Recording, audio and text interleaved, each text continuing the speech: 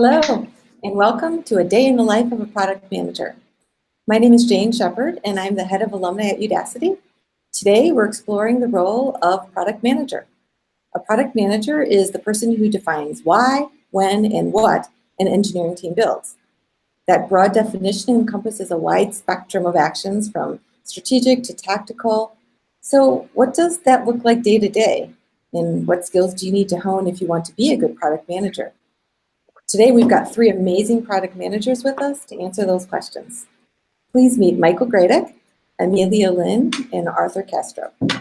Michael is an alum of the Deep Learning Nano Degree program, and he's currently enrolled in Intro to Self-Driving Cars. He works in the new mobility sector, leading the efforts of building a European ride-hailing service, and Michael is joining us today from Spain. Arthur is an alum of Design Sprint Foundation's Nano Degree program. He's also head of product and design at Instacaro, the marketplace for used cars in Brazil. He's also co-founder of Product Arena, a series of courses that teach product managers critical skills. And Arthur's joining us from Brazil. And finally, Amelia is a senior product manager here at Udacity. She's worked at several Bay Area internet startups, ranging from 15 to 500 employees, and she currently manages Udacity's career products. We're going to start today by letting each of these amazing product managers share an overview of their roles, why they started in product management, and some insights into their day-to-day activities. And then we'll jump into a panel discussion. So let's start with you, Amelia. Please tell us a bit more about yourself and your product manager experiences. Hi, everybody. I'm super excited to join today. As Jane mentioned, I'm a senior PM here at Udacity, and wanted to just share a bit about how I ended up doing that. As Jane mentioned, I've switched careers a couple of times. I've actually worked at a couple of different Bay Area tech startups at a range of sizes. I did not start out really in CS at all. I never would have expected I'd be in this role. So I started as a physics major and worked in nanotech labs. The first career jump that I made was into marketing. So I worked at a couple of different startups, a gaming startup, marketing startups, and those are pretty small ones. So maybe 15 people. Worked at a company called Optimizely, which grew very, very quickly from 45 people to 250 people at the time I was there. So kind of got to see what that was like to be in a very high growth situation. Did an MBA for 2 years after a lot of debating actually about whether to do it or not. And then finally entered product management. That was the second jump. And Udacity is the largest company I've ever worked at with 500 employees. So I've seen companies at that whole spectrum of growth in the startup world. All right. Awesome. Thanks, Amelia. Do you want to talk a little bit about your day-to-day life? Yeah, so every morning we have a stand-up with engineering at 10 a.m. We use agile processes loosely. And then I kind of grouped this slide into, I'm going to go through what I do in my day that is probably more a little more obvious and is what people tend to think of as part of a PM's job. So I spend time gathering requirements and use cases of what is this problem? What is the actual problem that we're solving here? Conducting user research, so it's important to go out and talk to real people to make sure that you're doing the right thing and hopefully not completely on the wrong track. Working with the design team and trying to hit that balance between what is going to be optimal for solving the problem versus what are the real constraints of our engineering team we can do. Looking at support tickets, so I like to see what real people are actually writing in. It's definitely helpful for fixing bugs, but oftentimes you can get ideas for improvements on what it is that people are struggling with. And then watching metrics of how are the things that we've already built performing. And I am a big fan of trying to use data when possible in product decisions. So if you go ahead and click, I actually have a second category here too. These ones, the rest of the list, I've kind of put into this box because this is the stuff that is in my day that I think maybe is a little bit less obvious sometimes to people about where does my time really go as a product manager. The first two have all to do with prioritization. I can't emphasize how much of my brain space is taken up by thinking about prioritizing and reprioritizing again. It's such a huge part of your job. And I think it's probably one of the parts that can be more difficult sometimes. Like when I write here, convert 100 inputs into one decision, like I'm really not exaggerating. Like sometimes the decision just has to be made and it's not going to be obvious what the right choice is. And that ends up falling on you to do. The second two have to do, so numbers 8 and 9 have to do with communication. Again, I think this is a part that people sometimes don't always think about with product management.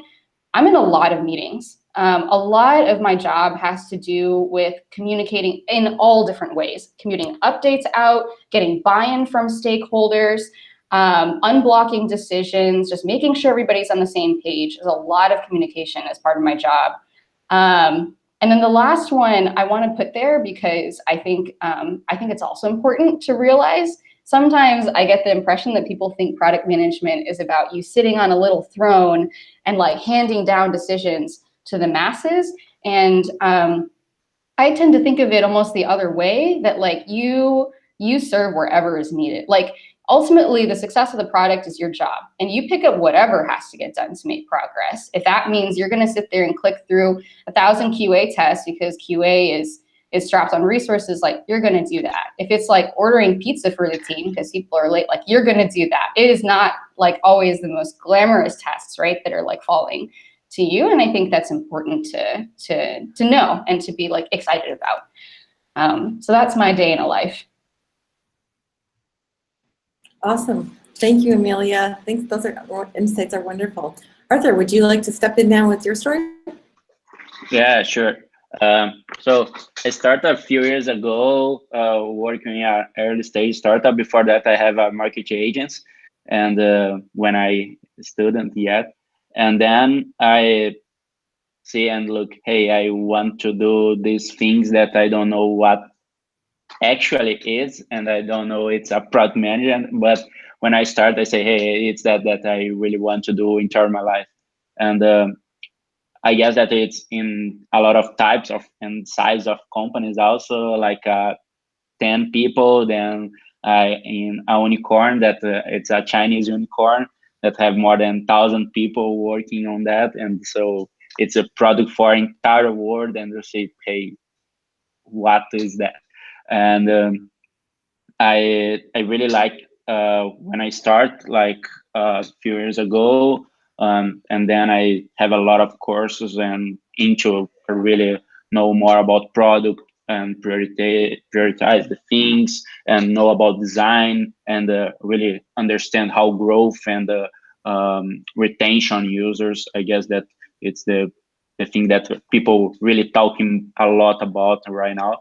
And actually the Udacity helped me a lot to understand and improve my skills in design sprint, that it's a good part when you and about to discover things. And I really like to say that when you talk about product management, the discover part is so important. And design sprint, it's a principle that really helped me on that. Well, I guess that it's, and today I work with head of product and design at Instacarro. It's a marketplace, and it's cool because now if you like see, I have a lot of people that work on products and me help them handle that. And it's not just about product management, and it's about people too. And this is so important also. And my day by day, I guess I really like metrics. And when I talk about product, if you don't know about metrics, you don't know and numbers, and translate numbers to insights, you don't know what you do next. And one really job about product management, it's about what you do next. So metrics is so important. And actually talking with the team, and every day, like Amelia, I have meeting with all the team, and hey, what you are doing and what your next priorities and things, and we have any block and things like that. And for creative products, you need to ask the right questions, because if you just talking and just asking whatever. You sometimes don't have what really take the information to create hypotheses. And I really agree with Amelia too about get off of the building, because it's the when you know really what happens. And one funny thing is about every day you listen like thousands ideas and problems and things that people think that is problem, but I guess and sometimes it's not problem, but you need to understand and help in that, prioritize and align strategy, vision, and principles, and make people really buy what your vision, and that then this is really day by day, but have some things like Melia that it's more englobe more things. In the next slide, it's like I really want to say it's about fail and learning. It's interesting because product management is one position that you are paid for fail, and that it's not it's a exclusive thing, because you can fail but you learn, and translate these things for not just fail but learning. It's a great idea. Make yourself uncomfortable, because we are really understand new things every day you need to know, understand what matters, understand the market and new market and trends and things like that. Get things done, it's really it's important. But one thing that sometimes is so strange, but it's weird, but it's really true, it's about make yourself not necessary, because when the team understand the product, understand the vision, and everybody knows what really matter, you'll make your job as fantastic great. So I really like that. That's it. Obrigado, Arthur. That was wonderful. So I'm starting to see a trend here that the P in PM might not only mean product manager, but priority manager. Let's jump to Spain now, and Michael. Cool. So hi everyone. Thanks for having me. So you know, I've can you go to the first slide? Yeah, thanks. So basically, I started off you know, by finishing business school here in Barcelona. That was back in 2012. And in parallel, I was also doing, I think it was the first pre-Udacity online MOOC, which was the ML class, I think. I did that one. And so that's basically how I started my journey into MOOCs. And then what later became Udacity. And then after 2011, I completed building scalable web applications, which is basically how to build Python apps on the web. And that course was probably the one that has had the biggest impact on my career so far. And I'll get into it a little bit later, why that happened. More recently, I finished the deep learning nano degree. And yeah, I've also done I'm actually currently enrolled into the self-driving car, intro to self-driving car nano degree. And why was building scalable web apps so transformative for me? And actually, you know, give Udacity a very, very big part of the credit for where I am currently. And it's because, you know, when you finish business school, typical career path is, you know, you go for work as marketing, finance. I started to work for a business consultancy firm, which was really nice. I really enjoyed it. But then a tech company here in Barcelona reached out to me for a data analysis position. And since I knew from the very beginning, I always wanted to end up in tech. I just wanted that business consulting career to kind of accelerate my career. But I knew I wanted to end up in tech. So, you know, I kind of switched without thinking too much about it.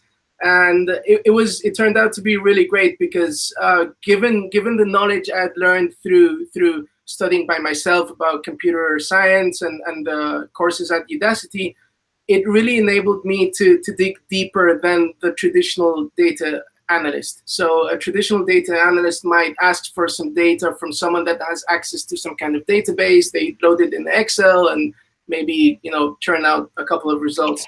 But when you really understand how to program and how to do all of that yourself, you're able to iterate through the process much better in the process of analyzing and understanding data and actually churning out insights. And that was very transformative because the company immediately saw that I was able to give good insights and come up with good ideas, and they immediately promoted me to product management, and that's basically where I am now. So I've been doing product management, I think, since 2013 or something. And the experience has been really great so far. So it's been quite a journey since 2013. Obviously, you learn new skills, but yeah. So that's why I think Udacity has been so important, and that's kind of my path into PM. So what a typical day looks like. Basically, I would agree with both Amelia and Arthur. It's a lot about doing all the little things that need to be done in order for something to move forward, right? So it's, for example, it's writing user stories or feature specifications for then the developers to implement, make sure they understand them, make sure they're very clear. So there's acceptance criteria, so they know when something is done and works as it's supposed to work. It's a lot about, I think Amelia touched on this, coordinating and aligning, communicating to people. That's a huge part of our at least my day-to-day, talking with everyone, making sure that people are not blocked by anything or any other team. Data analysis is a big one. Again, so it really depends on the company and on the person, but sometimes the PM can do a lot of the data analysis by themselves, looking at metrics, seeing how things are going. That's very important for building the next features of the product. Answering hundreds of small questions every day. Again, developers, it's very hard to write a specification which covers absolutely everything. I think it's impossible. And so you're gonna get a lot of questions from the developers. Hey, how would this work? How would this case work? How would that case work? And so you just have to make small decisions on the fly without much input. But if you understand the business, then it's not that hard to do. And then communicating with partners, stakeholders, users. So I think the day-to-day is more about making sure things get done and progress is made. But then I have a second slide because I think it's worthwhile to kind of zoom out and see, okay, that's what the day-to-day looks like. But what does really, let's say, a bigger time frame look like? So for me, a typical couple of weeks in the product management is more about talking to the business side of things, because always a product manager sits in between the business and the developers, right? So the business is kind of setting the business vision, the goals, and then the product manager needs to take all of that input and kind of translate that to something that developers need to build and make sure that what they're building is actually something that your clients want to pay for. So it's a lot about talking to the business. It's a lot about doing market research, design sprints, which Arthur mentioned, and there's a Udacity nanodegree about design sprints, is super, super important. Like, I've just started using this since January, and it's been widely successful at our company. Again, transmitting the business vision to the developers, making sure they understand the business strategy and vision. That's super, super important. I cannot stress how important that is, and that's your job as a PM.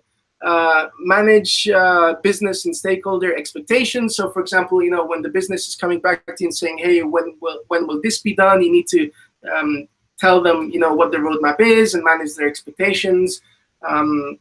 Manage the team speed and stress. So it's always, for me, it's a compromise. The faster you go, the more stress the team suffers. But then, you need periods where you need to relax the rhythm so that they get a bit of time to, not be so stressed. That's super important.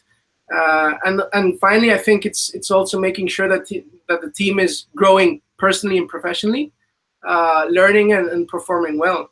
So I would say that if you zoom out and take like a wider vision of what a product management role is, it's really facilitating the process of creating a product. I think that ties in really well with what Amelia said. It's really about this doing whatever you need to do in order to make things happen, right? Wonderful. So the three main themes that I've seen here are communication, prioritization, and then a willingness to have a bigger vision and get information from other people and make sure that you're on task and moving in the right direction. And then sounds like flexibility also. So I'd love to kick off a discussion now with all of you. And I can't help but start with the fact that this is a global discussion. So how often do you get to see 3 different product managers on 3 different continents? So I would love to get your input on if you think that there are nuances of differences. A lot of what you said was similar, but what do you think might be different, Amelia, in the US as compared to Europe or South America? Yeah, I feel as though I definitely have like a very specific point of view that I'm bringing to this discussion. And it's good to caveat that actually, because like everything that I'm going to be sharing is based on my experience working in Bay Area internet tech startups. Like that is a very specific little world with a strong culture. So I can certainly say that like some of the things that are pretty unique about working in product here are there's definitely like an emphasis on engineering, and any sort of technical background that you can have is going to help you. Not even just like logistically on the job, but even in getting the job. That's one of the biggest ones. I'll put that one out there. Yeah. Anyone else want to jump in? Yeah. So I think that's from the companies that I've worked for. I think that's slightly different here. I think there obviously engineering is very important, but there's not necessarily that companies don't necessarily seek that a product manager is technical, and that maybe has an engineering background. But I think that's changing fast, and actually my personal opinion also, given my story into product management, I think it should change. And that's actually one of the things that I can say that at least we here in Europe, we do quite often, is we always look up to what's being done in product management in the big startups in America. And I think, that's for good reason. I think, if the most successful startups are in Silicon Valley, Texas, New York, generally in the States, I think that's for a good reason. And probably that means that those companies have figured out how to scale teams well, how to organize teams. And that's something that, we're always reading about and taking that into account when we try and adapt our organizations. One thing that I really like, it's a different, I worked on Silicon Valley a few years ago also, and the difference in Brazil, I guess that it's the thing that in United States and in Silicon Valley especially, we have like all frameworks. Everybody knows about all frameworks. And in Brazil especially, we have we use them, but you don't know the name of the framework, and you keep doing the same thing a lot of times. But if you have like the framework, it's more easy and more fast to really actually that. So I guess that the main different thing is about that. So maybe the same activities, but not the same jargon or the same name for them. Exactly. Awesome. That's awesome. So go ahead, Amelia. I was going to say, so I know you're probably going to get into this, but I think the topic of like, well, just how much technical background do you need? Because Michael was saying, he was like, I actually think like, what Amelia is saying is like what it should be. And it's funny because I actually don't, even though like I work here, and I actually think it's overblown. So anyway, I feel like that could be a good debate, but well, I'll let you say when you want to get into that. We can get into that now. That's actually a great debate. And I think I'd also like to touch on the fact that this role sits between business and technical, and also I think just in general social communications and being an empathic leader and getting people on board with doing things. So I'd love to explore the differences between that. I know you all have some level of business in your background. So let's talk about the tension and the importance between balancing the technical and the business. And Amelia, you can jump in and start. Yeah, so I'll start by saying there's absolutely no question in my mind that knowing how to code made it possible for me to transition into product management. So that the fact that that skill set like eased my way into the industry, no questions about that. Like even when I worked in marketing, so I'm self-taught. I like learned online, which is why I'm so passionate about what we do here at Udacity, because I completely 100% believe the mission of like acquiring tech skills can like open these doors in your career that wouldn't have been open otherwise. I was the only person on the marketing team who knew how to code, and that was like a big deal. And I could like do a lot of stuff that other people on the marketing team couldn't, right? But in my mind, the emphasis in Silicon Valley, especially on having some sort of technical skill or background, while it's a practical reality you have to think about if you're getting a job, I actually wish it weren't so much the case, because I think that what they're really trying to get at, and what is very important as a product manager, is that your engineering team can trust you and communicate with you, and you can build that sense of trust with them. I think that the emphasis on, oh, therefore we want to see that you have like a CS background is a little bit of like it's a proxy for it. It's a little bit of like a lazy shortcut that companies take. They say, okay, well, I see that you worked as an engineer, so I believe that you can communicate well and earn the trust of an engineering team. But I think it shouldn't be the only way that that's measured. And I think that if you want to be a great product manager, you can still be really good at that skill without a CS background. So that's like my slight beef with it in Silicon Valley.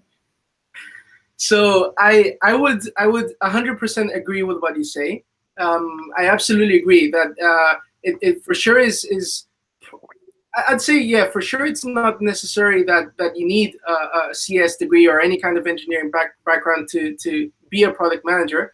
I also agree that it helps a lot. And for me, the main point is, I think you nailed it. The main point why I think it's so important is that you instantly get the respect of the entire engineering team. And that, as a product manager, as someone that's leading the vision of a product, is so important. Because we're all humans, right? And each one of us is different, and some of us react differently to certain people and how we communicate than others. And the thing is, if you have that skill and the engineer sees and understands that you understand what they're building, and they give you that credit and respect, everything else is so much easier. Starting from, whenever, for example, you're estimating how long something will take, then you trust them, because you kind of know that they know that you know how to code, so you kind of trust them that they're not gonna kind of inflate the timings or anything just to be more relaxed. So in general, there's just so much more team, I'd say, bonding almost going on, and it just makes everything so much easier. But then I would also add that I've had countless situations where knowing how to code actually helped me solve problems. So, for example, I can give you two very practical examples. So the other day, I was talking to a developer, and he was kind of like he had this bug in his code, and so he showed me, his console with what he was dealing with, and he said that this doesn't work because these variables are over here and they're copied, and like we have a duplicate and blah blah blah. I won't get into too many details, but then I was like, I understood what he was talking about, and I said, hey, but I think that if you would just reference these variables to those over there, I mean, that's it. Why did you clone them? I mean, it's not necessary. And then he said, wow, yeah, you're right. I mean, yeah, and he implemented that and it worked. And it's not that I'm a genius or anything. It's that he's sitting 8 hours a day coding that thing, and he's like, really, it gets to a point where he kind of only sees that small piece of code, and Right. When someone comes in with a bigger kind of vision, or not vision, but they're not dealing with that 8 hours a day, they can add something to that and solve the problem easier, just because they're not dealing with it 8 hours a day. And then I had a very similar situation a couple of weeks ago with another developer that was trying to solve a problem, and we just talked about it. I suggested a solution, just drawing it on paper, and he's like, yeah, I think that's a better solution. So and again, these things give you the credibility to be able to as a product manager, I think many times you're also trying to, get buy-in from the developers, even, right, on the vision, on the features that you're trying to build. And it's only natural that people are going to ask you why are we doing this, why are we doing that, why are we taking this approach? And so again, that respect helps you ease that process, I think. Yeah. I'd like to dig in a little deeper on that area, because sitting between the design, the management, the business, and the engineering team, you often are supervising a team of engineers and developers who might be implementing the vision that you're putting forth, but you might not have direct management over that team. So how do you, aside from credibility of knowing how to code, how do you leverage your role to make that relationship work most effectively? Arthur, you want to jump in with that one? Yeah, I guess that one thing that's really interesting about this mix of skills, it's about numbers and qualitative numbers and quantitative numbers. Because when you have these type of things and this type of information, you can talking about everything and discuss and have insights, but you have like the foundation of information. So when you have that, you can discuss a lot, and each skill can help in a different way, like more logical things and more qualitative things and my empathy things. So when you have numbers and you can transform numbers and translate numbers to have people use the skills that they have to get things done and accomplish the vision. I'll follow up and say, oh, go ahead, Jane, were you going to say something? No. Go ahead. Okay. I was going to say, I think what you've described is such a classic piece of product management, which is like, you're going to be, like you said, like you're responsible for trying to communicate a vision, but in theory, nobody really like actually reports to you. So they don't have to do whatever you suggest. I always tell people that I think it's a very good exercise in learning how to communicate clearly and really make your case, because if you cannot convince people that the vision you're putting out there is the right one and a compelling one, guess what? They don't report to you. So you better become good really quickly at convincing people of your point of view.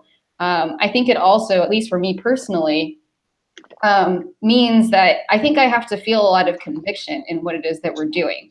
I think people are smart and they can tell when you don't really believe something that you're saying. And if you don't believe in what you're asking people to do, they're certainly not going to believe it either. So I think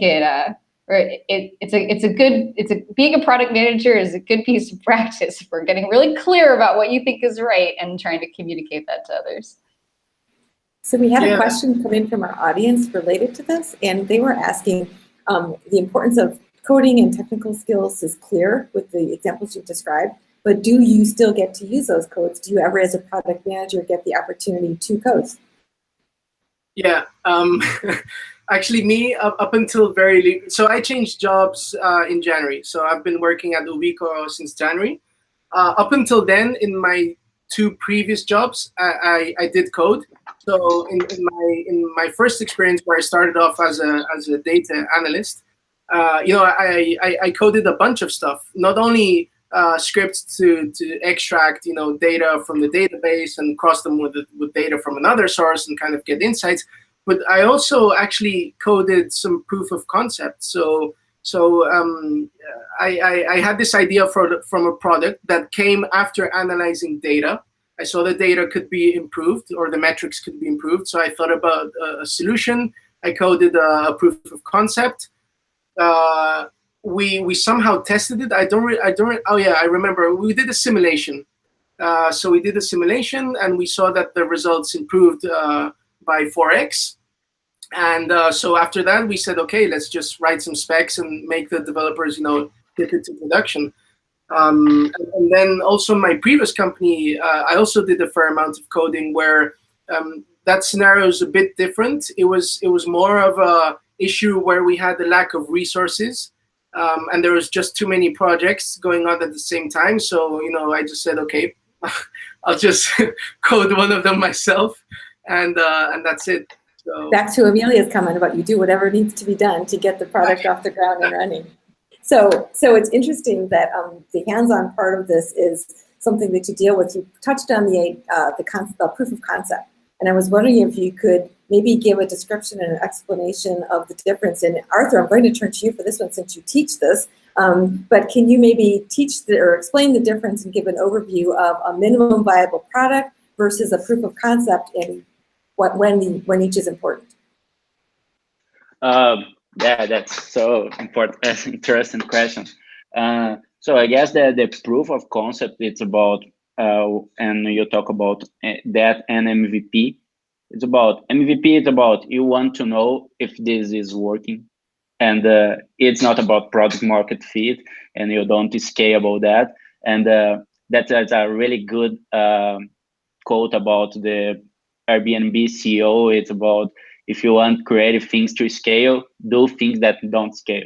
And I really like that, because it's like that you just want to prove something, and you want to know that is work or not work, and what you need to improve that.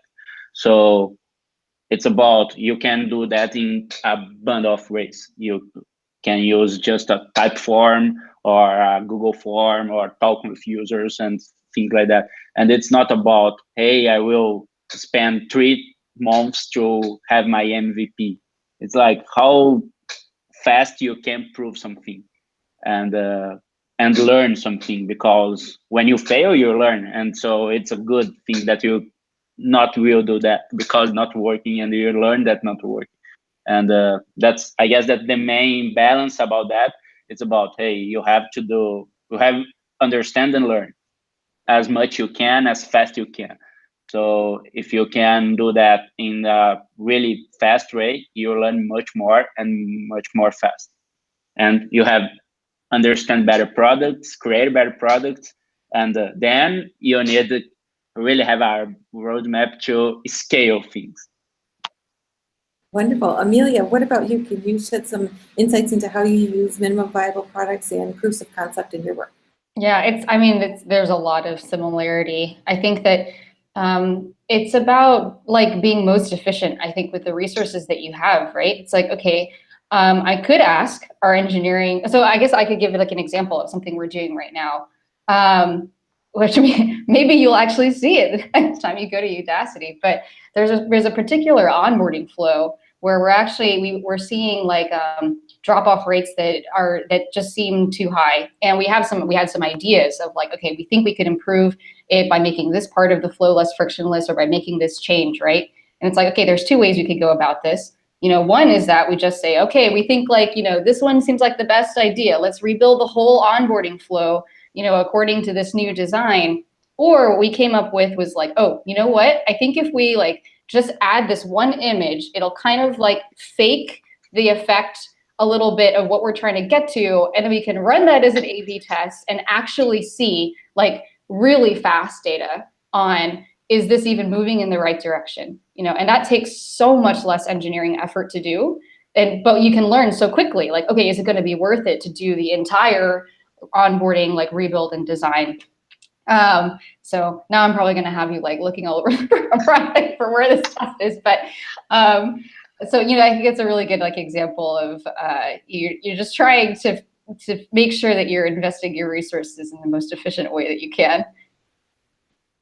So one topic that's come up, I think related to proof of concept and minimum viable product, is getting out of the building and getting user feedback and getting input from other users. Curious to know what kinds of tools you use and what kind of strategy you use to decide when to involve users for testing, and how you incorporate their feedback into your designs and how you use that to make decisions. Who'd like to jump in? Michael? I see you nodding, so you get nominated. Sure. So I think since involving users is quite a bit more complex than running an A/B test, because there's a lot of logistics involved. From my experience, we tend to use that whenever we want to test or launch new products. And so a design sprint is actually the framework or kind of the methodology that we use currently. It's been very successful here. And so what we typically do, so for example, now we're building this ride-hailing service, right? So we need a driver app, we need a client app, and so we ran a 5-day design sprint to basically figure out what needs to be built, and basically after that, the last day of the design sprint consists of user testing. So we actually flew to where our potential real drivers in this case are going to be, because we started off with a driver app, and called in a bunch of them, and have had the prototype with them and made them run through the prototype and kind of see basically what you want to see is if they find your product valuable to them. So if it improves their lives in some way, in this case their revenues, because they're drivers and they drive to earn money, if it's easy to use, so on and so forth.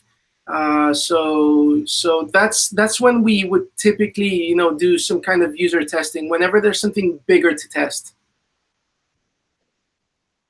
I have one about that. It's here in Instacarro. We have a principle that we test with users every week, and actually a lot of times sometimes more than one time each week, because we have like stores. So our design team, and just say hello to Vini, Leticia, and Alan. We went to our stores and tested with our users. Hey, what do you think about that?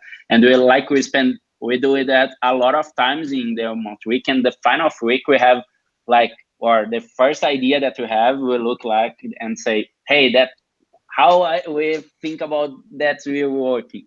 And in the final week, we have a lot of insights from users, from interaction users.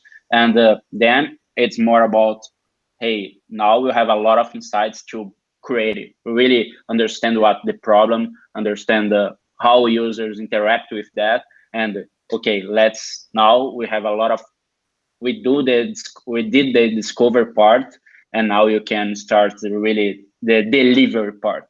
So, and I really like that, because talking with users and understand what users want, it's much better to take decision in the empty room, or just while you think that I think that we're working. And I guess, and another thing that it's really good, and we have the A/B testing and things like that, it's because we have the qualitative data, and then we have numbers, and the A/B testing will show you that it's not working. It's not why not working. And then the qualitative tests help with the why it's not working. So some tools that we use here, it's about Optimize from Google for A/B testing. We use also Marvel and Axure for testings, for prototypes and things like that, and real-time boarding to really make the fast and draw things for ideas and things like that. I certainly I think this is almost one of the easiest tasks, because I love talking. I think talking to users is probably my favorite part of my job. I wish I could do it more. So I definitely think it's important. So for me, a couple things because we have students all over the world at Udacity, right? I can't always meet them in person, or if I restricted myself to that, I'd be very biased and only talking to students who are from the area and from the States. So we do a lot of remote calls, actually, talk to students from everywhere. So one of the things that I use as a way to talk to real users is I'm set up as a career counselor on Udacity, and so that basically enforces that once a week, I'm talking to somebody about their struggles in their job search, and those are very that's a personal topic. It can be a very emotional topic, and so I think having that one-on-one interaction with the student is a great way to make sure that you kind of stay in touch with the pain points that people feel, and just how emotional it can sometimes be, right? Which is difficult to sometimes just see when you're looking at metrics dashboards and things like that. So I think it's important to have that empathy with your user, even apart from like the talking to somebody in real life, I think there's also ways like one of the things that I try to do is I actually get support tickets sent to me, and I have to be the one to write back, because I mean, I could just have it where, you know, support tickets come in and then they get filed in our like task management system or whatever. But I think it's actually a big part of really like feeling somebody's pain, right? It's like I have to write back and be like, I'm like, sorry, this thing isn't fixed yet. And they write back to me and say like, oh, you know, like, you know, is it going to be fixed in 2 weeks or whatever? I think it's important to kind of stay in touch with like really how important some of these things are to people. So those are just two of the ways that, you know, I try to stay in touch with our users. I think that qualitative empathy is a wonderful way to make sure that your product is aligned with the need, and the real need and the evolving need as things change. We've talked about qualitative and quantitative. The topic of metrics has come up quite a bit, and the idea of making all of these decisions and prioritizing. So I'd like to do a little bit of a deeper dive there now on the frameworks, the tools, and some of the things that you use to help you process these large amounts of data that are coming in, and then use those to help you form priorities to decide on what will I work on next. So how do you convert massive streams of fire hose of incoming data and process that to come out with, this is a plan for what we'll do next. Michael, you want to jump in? See that nod and get to every time. Yeah, so I think this depends very much on the company. So each company is going to have their technology stack, and some companies may use some kind of big data system, let's say, others can use another. And so that naturally leads that there's also fragmentation between what kind of, let's say, business intelligence solutions you're using.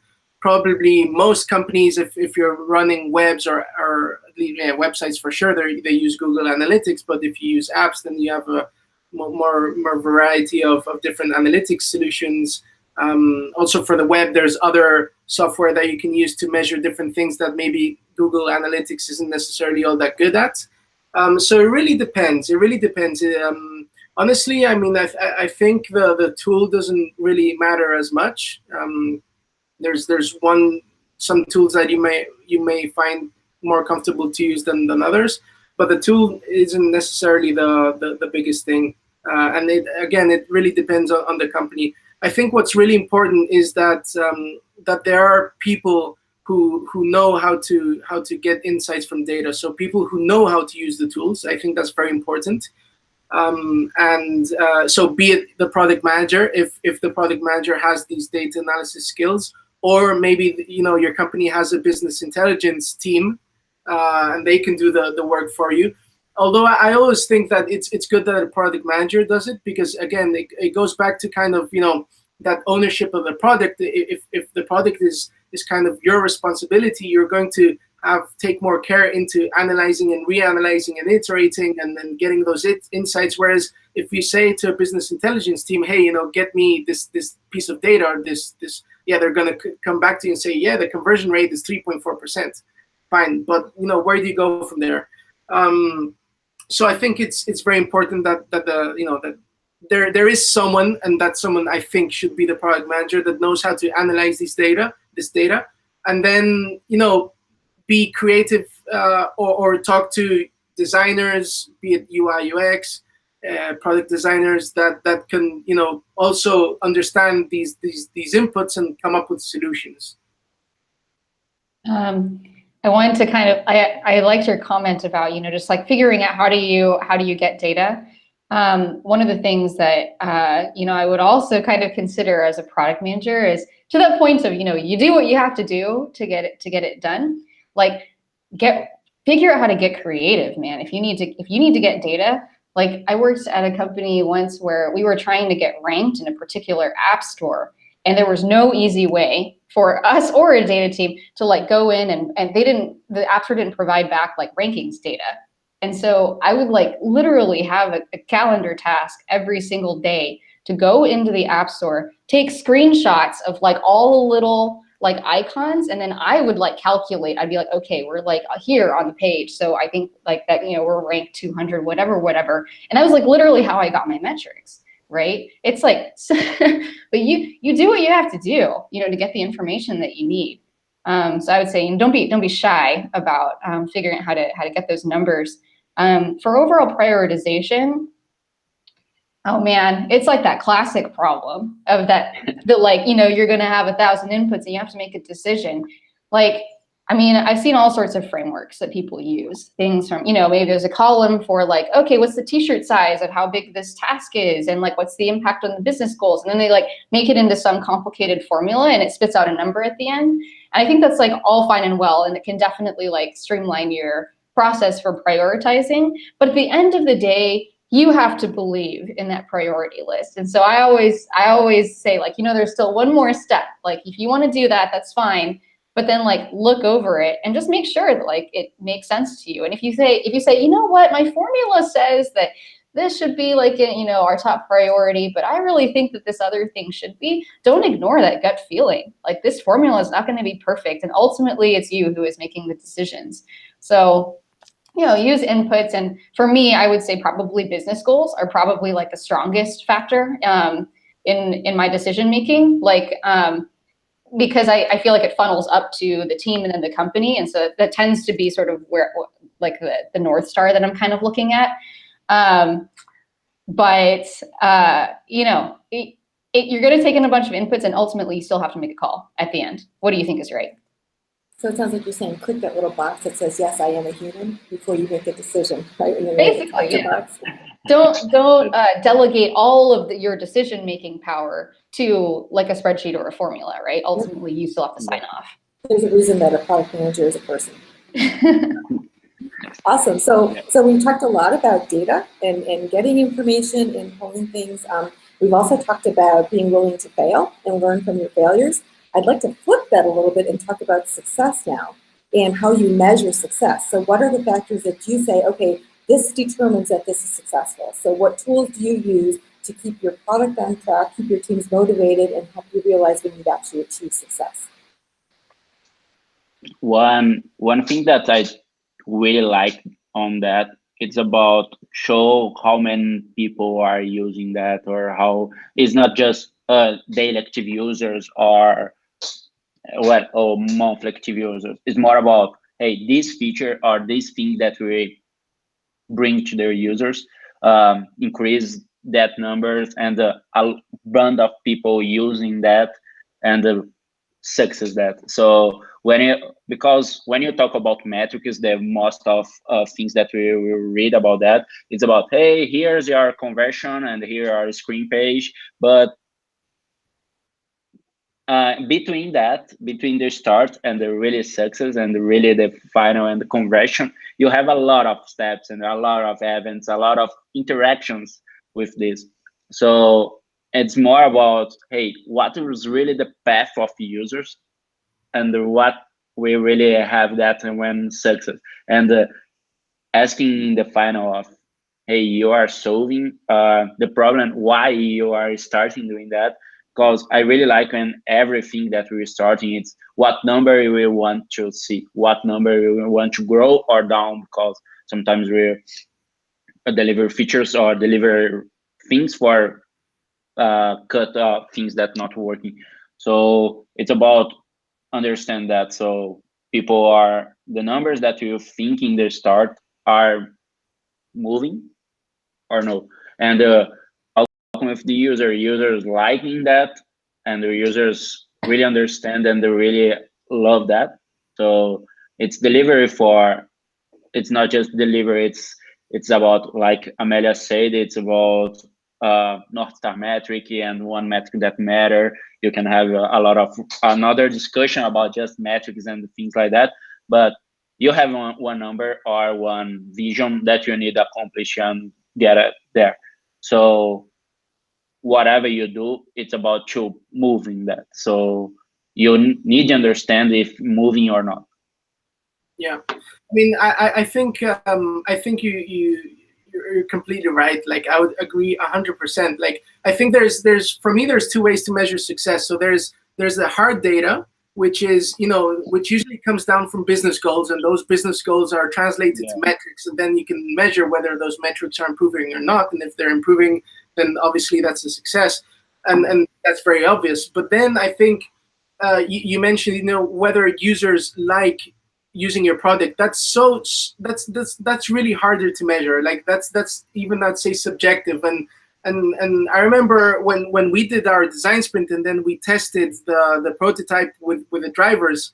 Then a month later, I flew back to London in this case, and one of those drivers drove me to wherever I needed to go. And he's like, "Oh, you're the guy from that user testing you did, and like when is the driver app coming out? Like I cannot wait!" And he was so excited, and so I think that's one of a big indicator of success, like how people react to your product. So yeah, absolutely. Yeah, one thing that I really like on that, it's show and see the expression that users don't.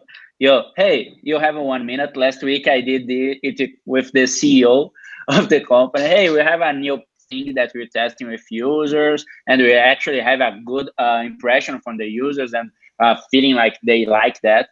And say, hey, CEO Luca, say hello to Luca also, and we just, hey Luca, we have a thing that we are already testing with users. What do you think?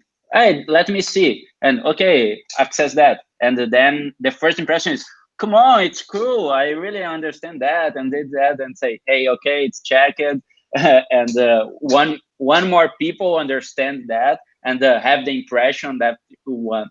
So it's a really good way to see if it's working or if not, it's not working.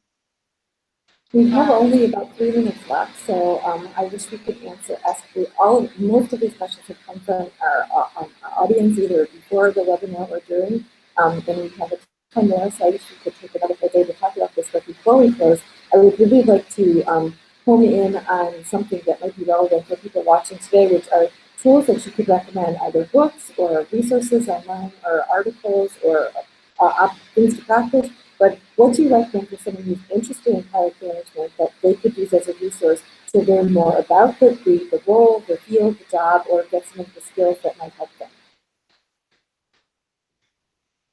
So in terms of books, there's one book which I really like, which is called Search Inside Yourself.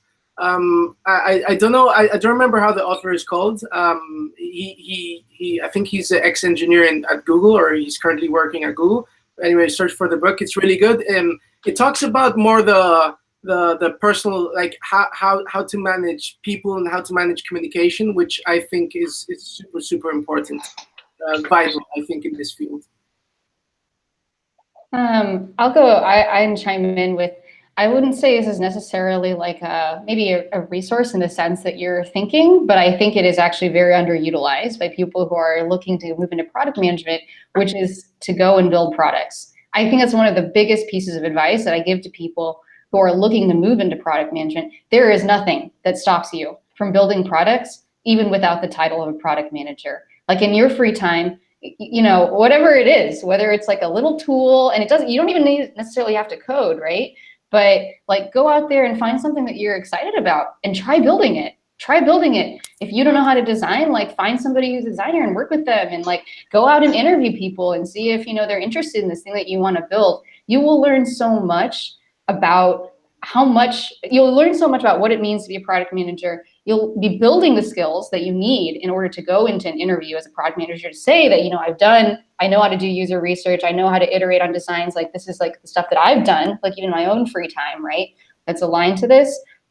And I think you'll also learn a lot about whether it's something that you like. Because if you find that, you actually don't really like this idea of trying to come up with stuff to build and building it in your free time, that's a very valuable lesson to know, like, going into product manager job search. I'd like to recommend how to create tech products that customers love. It's from March Kagan. It's like the Bible of product. And this is a good one. Have a podcast also that this is product management, that it's great also, that interview a lot of users. I have a blog post on a series on Medium that it's Product Hero, that I interview product managers, that what they like, what they don't like, and things like that. And another medium on Instacart is the Instacart or Insights. It's because we show for how we're creating products here at Instacart, and also have the product arena that we talk a lot about product and things like that. But I totally agree with Amelia about, if you want to be a product manager, be the product. And the first version of your product is it's you. So be your product and be the product also, and go get off of the building. That's awesome advice. Thank you all so much. I could talk here forever, but we are out of time. But thank you for this really enlightening discussion. And thanks to everyone who gave us those great questions or who just joined to listen in. This webinar is one in a series of professional development and technical learning opportunities offered by Udacity's Alumni Network. So check the discussion chat for links to past and upcoming webinars. And thanks again, Michael, Amelia, and Arthur, and to all of you who listened. Stay curious and keep learning. See you all next time. See ya. Thanks. See you. Bye-bye. Bye-bye.